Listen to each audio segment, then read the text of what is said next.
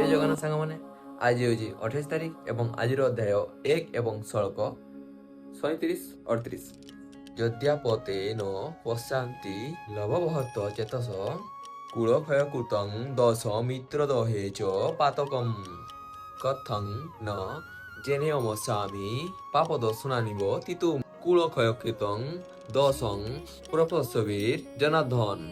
अर्जुन श्रीकृष्ण कहते हे जनार्दन जदिओ एमाने लोभर बशवर्ती होई वंश नाश करिबारे जे कि पाप होईची ताहा जानी पारु नाहांती तथापि आम्भे माने जो माने जानी पारुचु जे कि पाप हेउची काहीकि एपरी कर्मरे नियुक्त हेबा।